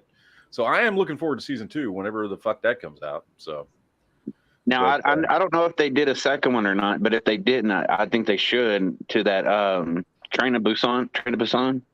They did. There's like 3 of them. Oh, is there? And I've heard it's not great. No, the first one was okay. It had some cool parts. Oh, fuck you. The first one is one of my favorite zombie movies. Yeah, I really enjoyed it. My top 3 zombie movies of all time. Top 3? Top 3, motherfucker. You put Train top 3. Again, my top three go. My top three. Take in context of who I'm speaking to. My top three go like this: Dawn of the Dead, Shaun of the Dead, Train to Busan. My gosh, you put Shaun of the Dead in your top three. I don't even want to talk to you anymore. Shaun of the Dead was a badass movie. Again, take. What about Night of the Living Dead, like the remake? Nope, take in context because we're talking to the guy who likes Escape from LA better than New York. So yeah, and so do a lot of people. I remember liking Escape from LA back then, but I don't know. It's one of those I have to go back and rewatch. Fucking great. Oh my gosh. Train to Busan is fucking great.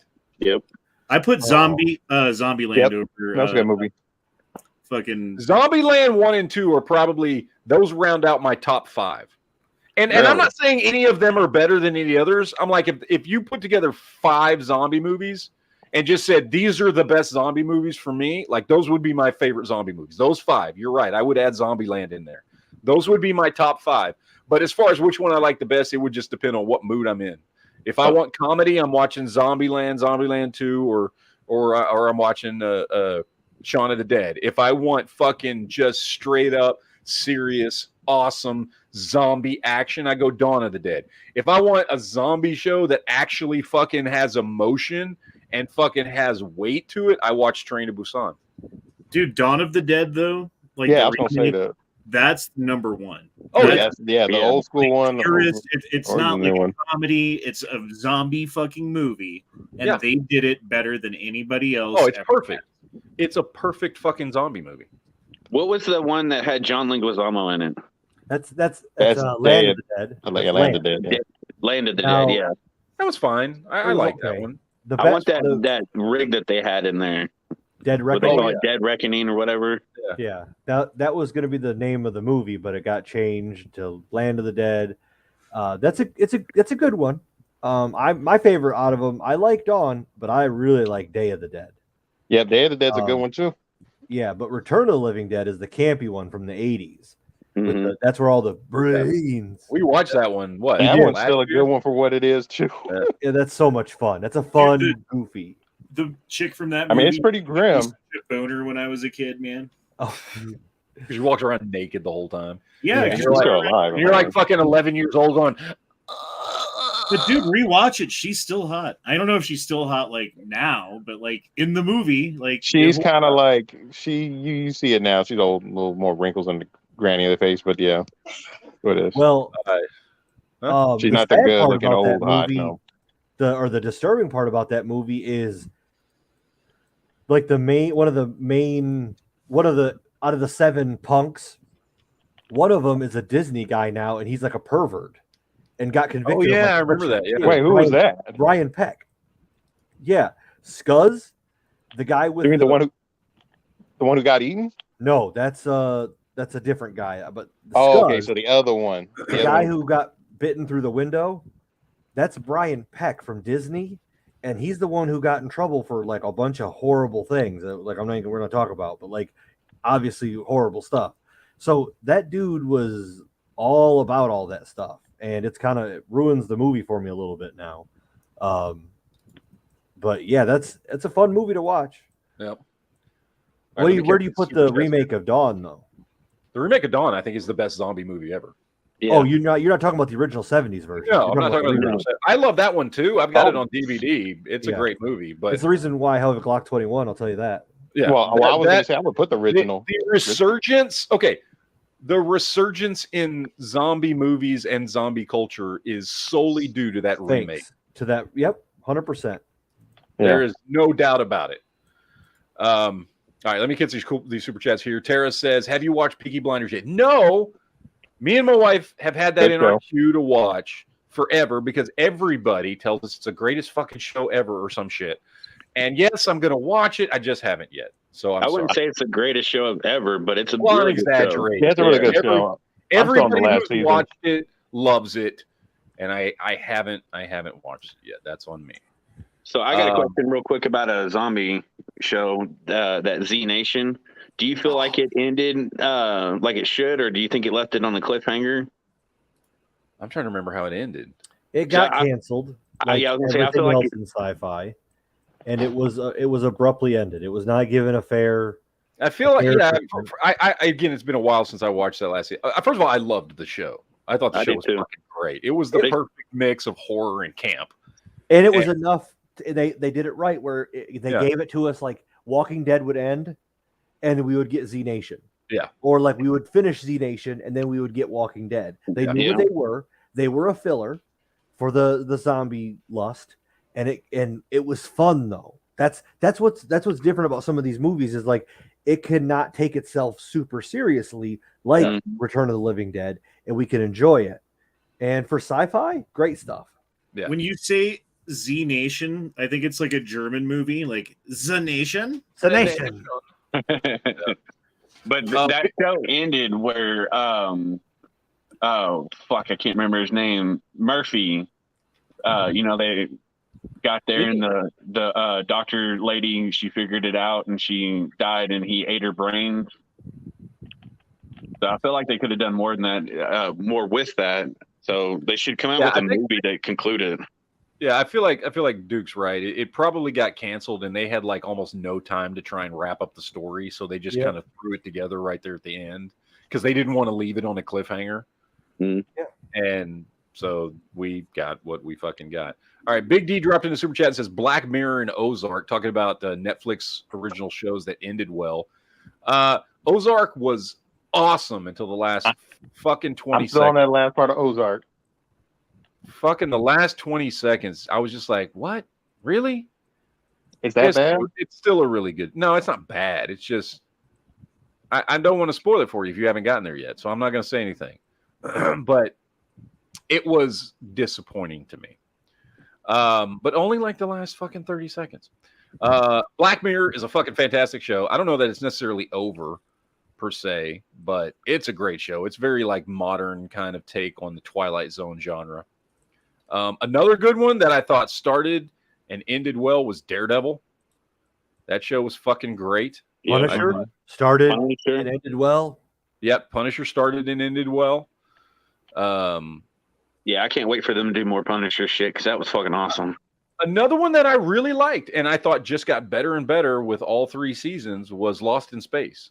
Yes. I liked it from the beginning, but season 2 was better than 1 and season 3 was better than 2. And it had a legitimate like beginning, middle, and end. I thought it was greatly done. Like I thought it was a great sci-fi show. And if it's not, each season's 10 episodes and they're hour-long shows. So you're going to dedicate a little bit of time, but you get a good, complete story, in there and everything. I thought that was the last season did feel a little rushed though. I mean, not to me. I thought it was fine. No, I know what show did ended, and okay, what show would you bring back? Quantum Leap. Seriously, that was a great show. I would bring back Quantum Leap and have it be where, because we know Sam never made it home. That's how the show ends. Is he never makes it home. I would end it where Al has died because I think the actor actually really did die in real life. He did. And somebody else had been helping Sam, move through time and save people. But Sam's obviously gotten older. And one day Sam just disappears and Ziggy can't find him. And they don't know where he's ended up. They don't know what's going on. And so somebody new is brought in to try and find Sam, and they end up in a similar situation. And eventually you would get to the point to where Sam, an older Sam, would, show up on the show because eventually, he finds him. Whoever the new character is that's traveling through time would eventually find Sam. But the first season at least would be nothing but that person basically going through and doing the same thing Sam had done. But instead of trying to get home, they've actively taken this mission to try and find Sam and figure out where Sam ended up and try and see if they can help get him home. That's what I want to see. I want to see a continuation of that fucking story. That show was fucking great. Yes, it was an original take. It was something that hadn't been done before. I mean, time travel's been done before, but never like that. It was a great original show that I've watched recently, and it holds up to this day. It's still a good show. I'm down for more Expanse. Expanse would be another good one. Mhm. Everybody always says Firefly, but I think it's been too long, honestly. I like Sliders back then too. Oh, fucking Sliders was awesome. That last season was dog shit, but the first 4 were great. Jericho. Mhm. Jericho. Oh, Jericho, yes. That's another one you could just pick up, right? Yep. I mean, You could, it was so good. I was that's one of the best shows ever.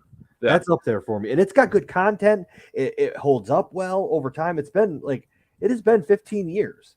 It had And good that show is characters. still Oh, fun it's still and amazing. good and relevant, and it doesn't it's one of those shows that doesn't rely too much on like big snazzy like technology stuff, and so it ages well and plays out well. Yeah, because fun they could pick it up right where they left off, or even better yet, since all the actors are older now, they can start it now where it's like so many years in the future. That's why they're older, but they can do flashbacks and show you what happened, where we left off, and just because they can do CGI to make them look younger. Yeah. So that was a fucking awesome show, and I was pissed that they ended it so quickly, abruptly. Yeah. Well, it got canceled after season 1, and people freaked out and convinced the network to do a season to at least try and wrap up the story, which is why the only reason we got a second season at all. Otherwise, it would have just ended on that fucking cliffhanger, which I think would have sucked way worse. So I would have appreciated a better ending, but it could have been worse. So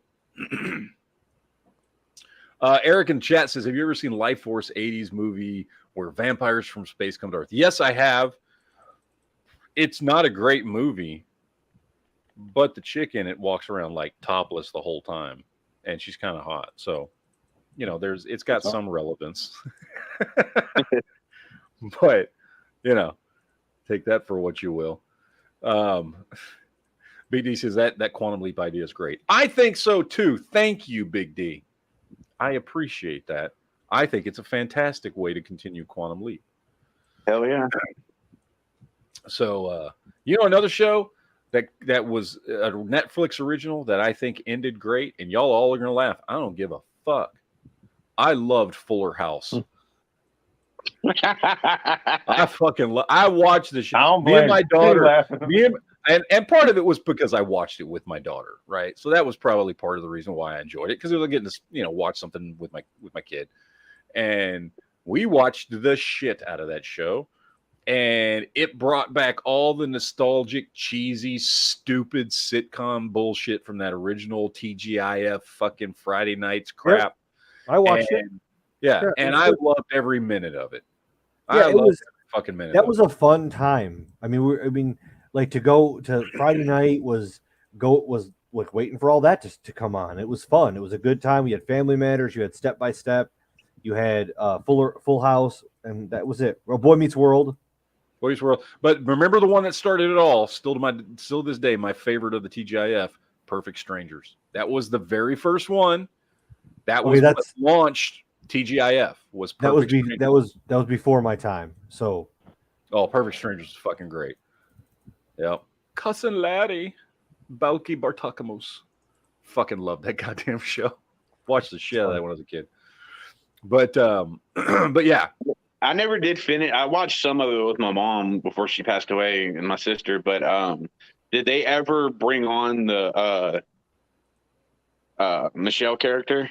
No, they referenced her in like super funny ways, like real side shady ways. Yeah, that made her. They would bad. deadpan look into the camera and make a joke about why Michelle never shows up. You know what I mean? Like, yeah, it was a big like knock to those two girls. Yeah, but I mean, here's my thing. This is why I have a problem with celebrities who hate whatever made them popular. Yeah, like you. Like who's the guy who played Wedge Antilles? Whoever that guy is. Oh yeah. That's Ewan McGregor's uncle, by the way. Yeah. Well, here's the thing. He openly hates Star Wars and talks about it. And he told Ewan McGregor, his nephew, don't do Star Wars because that's all you'll be known for, and the fans are horrible. Dude, first of all, you played like a bit part in one of the greatest movies ever, and you probably could have a whole career off that. Yeah. Like you get paid a lot of money. I remember which part was he on Star Wars. It's the only reason anybody knows who the fuck he is. Wedge Antilles, just like Luke's buddy in the fleet that had really? 3 scenes each movie. And so he hates I hate that he talks openly bad. Like I don't like that made you money. Well, not even that, he got a small part. So what are he worrying about that? I mean, the one thing that gets me is what's his name, who's in Lord of the Rings and whatchamacallit? The guy who's supposed to be John's the one from The Matrix. What's that dude's name? Agent Smith. Oh, yeah, I'm blanking on his name. Whatever.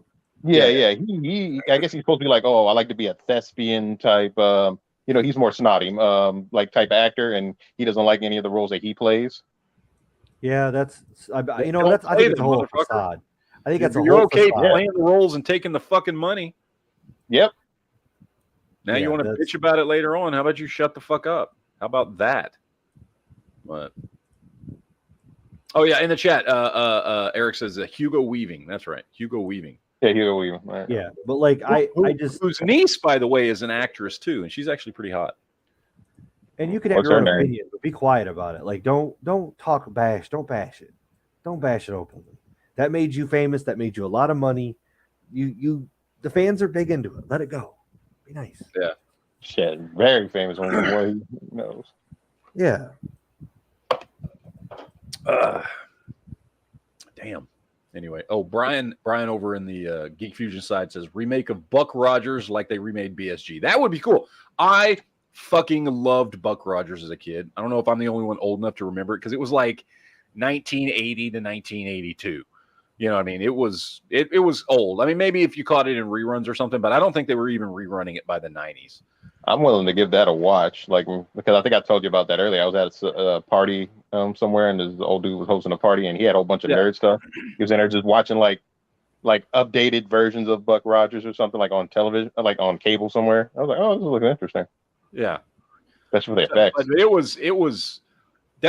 I loved that show as a kid. I will be honest, I haven't gone back and watched it in a long time, but I still love the fucking theme. The opening theme to that fucking show still is great. I wish I could play it here without getting a copyright strike, but the opening theme, if you ever want to, just look up Buck Rogers intro or Buck Rogers theme or whatever the fuck it is and watch it on YouTube.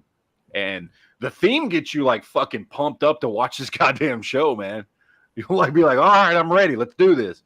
Give a short synopsis of what that show is about, because I vaguely remember that. First of all, it's a very old show. There was old comic books. I think the original Buck Rogers was from the 1940s. I want to say it was 30s. Yeah, it was the 30s or 40s. It was old. It was there was serials, old black and white fucking serials that they used to play at the movie theaters, and it was a comic book, and so very old story. Essentially, what it's about. The 80s version is about a NASA astronaut, Buck Rogers. What a fucking name.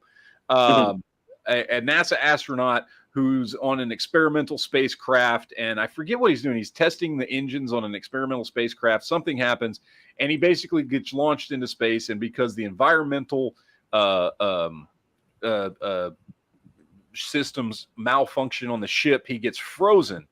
And the ship then makes a big circle around part of the galaxy or something and ends up back at Earth 500 years later, where he's thawed out, and now he's the man out of time, right? Now he's in the future, but he's an astronaut from the 20th century, and that's the basic premise of it. It's a 20th century guy 500 years in the future.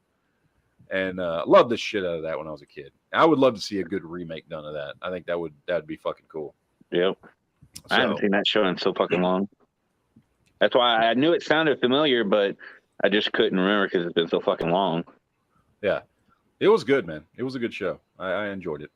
But again, haven't gone back and watched it. I'm sure it's got a lot of 80s cheese in it. I'm sure the special effects aren't great.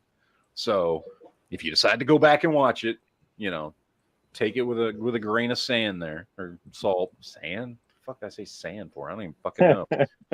Take it with a grain of sand. No, you shouldn't be eating sand, motherfucker. That's not good for you. Sands through the hourglass. These are the days of our lives. Eric Hassenauer in the chat says, want to see an updated Buckaroo Banzai. That movie fucking holds up. If you've never seen Buckaroo Banzai, it is a great movie from the mid 80s. I think it's got what's his face who played Murphy in the original RoboCop, and I think it's the movie he did like right before he did RoboCop. And yeah, it is.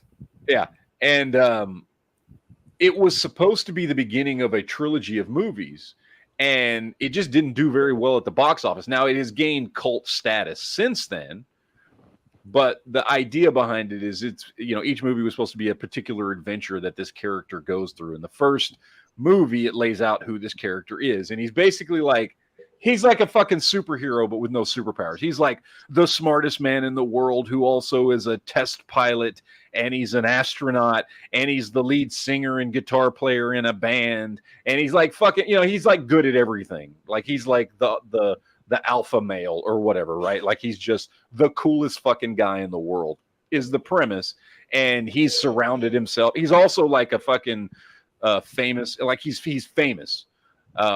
Like the way a Hollywood star would be famous because of all these things that he can fucking do. And then so that's the basic premise. And then of course the first movie has to do with what? It's funny how it makes sense when it's a dude. Yeah. And it's true. And so the first movie takes place with him basically fighting aliens from another dimension. And it was supposed to be a series of movies, the first in a series of movies. I fucking love that movie. Obviously, you couldn't go back and just continue it again from where it started. So you'd have to remake it, I think. I would love to see a Buckaroo Banzai remake, but you got to keep that same ridiculous concept of this guy who's just fucking good at everything, and he's a world famous pilot and a world famous test pilot and an astronaut, and he's a fucking, one of the smartest men on the planet, and he's the lead singer of a fucking band, and he can just fucking do everything. Because if you try to take that out of it, it just defeats the fucking purpose. So it's got to be ridiculous, and it needs to be at least partially campy, because the first movie was very campy, but like in a perfect way. Who would you have play the role? Oh, fuck. You know what? Fuck it. I'd get Joel Kinnaman because he already played that same dude in the remake of RoboCop. So fuck it. Get that dude. I like him. I'd have him play Buckaroo fucking Banzai. Why not, man? I like that dude. He's cool. Yeah, fuck it. Have him play Buckaroo fucking Banzai. Oh, I see Collector Express is in the chat. What's up, brother? How's it going? How you doing tonight?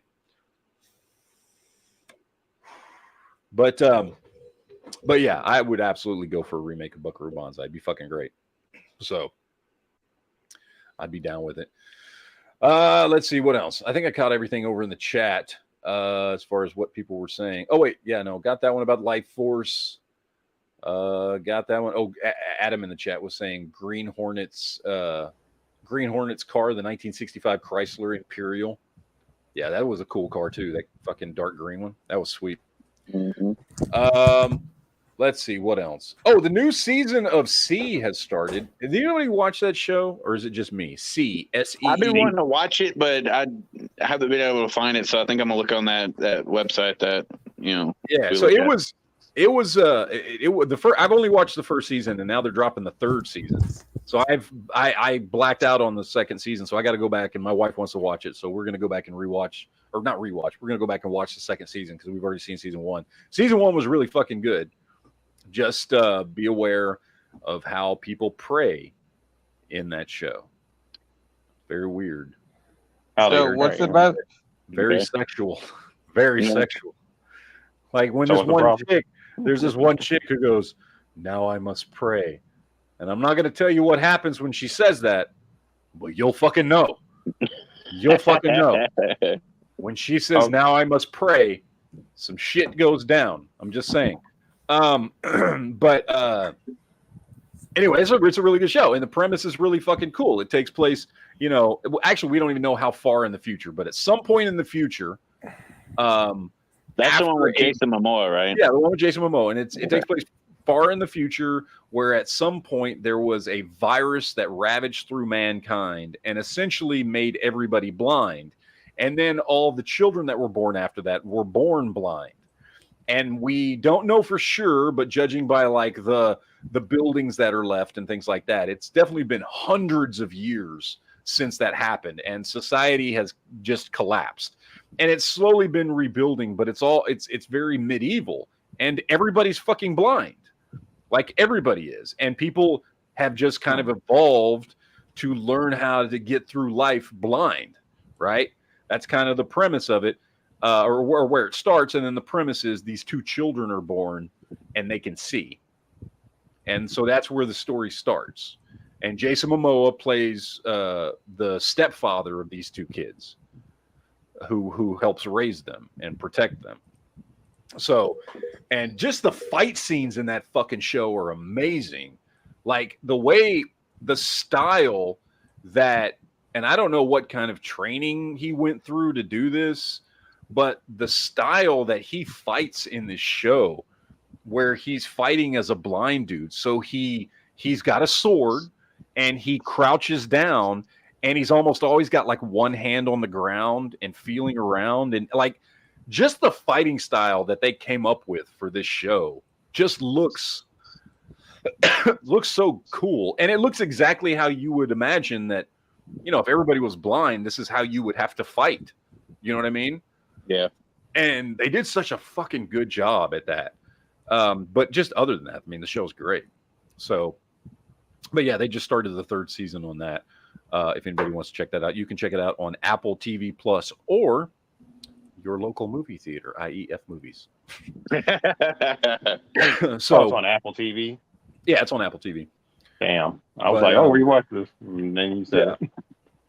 So yeah, but yeah, it's a good show, and that's coming back. So, but other than that, I think that is all that I have to talk about today. We're about to hit the 2-hour mark here in just a few minutes, so we're gonna start shutting this one down.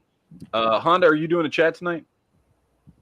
Did you get that last? He's fucking muted. Did you get that last super chat from Officer Tater Hater? Oh shit, no, I didn't. Hold on, let me get this super chat. Sorry, Officer Tater Hater says, "Hi Matt, I took my dad to his first gun show today. Didn't really see a lot of 22 LR guns around 350, which is what he wanted. He was a kid in a candy shop. I know the feeling very, very well." That's awesome. Yes, I am doing a chat later. Sorry, I'm doing dishes right now because I've got shit to do. But gotcha. He's barefoot in the kitchen. Barefoot and pregnant in the kitchen, washing dishes. So did you start Cowboy Bebop yet? I've got a bunch. I haven't started Cowboy Bebop because my daughter started school, and we just haven't gotten around to it because we're trying to line up our schedules. I mean, you could do it like a weekly thing, like every Sunday. Yeah, we need to do it on the weekends. But my wife took my daughter over to her cousin's house this weekend. She's hanging out with her cousin this weekend, so she's not home. So yeah, I've got a bunch of stories and stuff pulled up on Twitter to talk about tonight. There's the Trump raid thing that came out that we can talk about. There's a bunch of stuff. So stay tuned. I've got some show tonight. There you go. Well, send the invite away, Honda. I probably have you on there on Discord. All right, guys. Well, that's going to do it for today for this week's Week in Geek Chat, where we talked about all kinds of fun stuff, movies, TV shows, and all kinds of other things, including what cool car would we like to have from a movie or TV show. Just a little recap there for people who showed up late. But thank you guys for being here. We'll see you back here this same time next week, 6 p.m. Central. We'll do another Weekend Geek. Other than that, I have on the Never Enough Ammo channel, obviously I've got the 5 shows I do a week. And then if you are so inclined to look up some geek stuff, I'm posting videos about 4 days a week over on Geek Fusion TV. So check that out if you like the geeky shit, if you like the nerdy stuff, if you like toys and shit like that. So that will do it for today. We'll see you guys later. Have fun. Deuces, yo, all that good stuff. And yeah, we'll talk.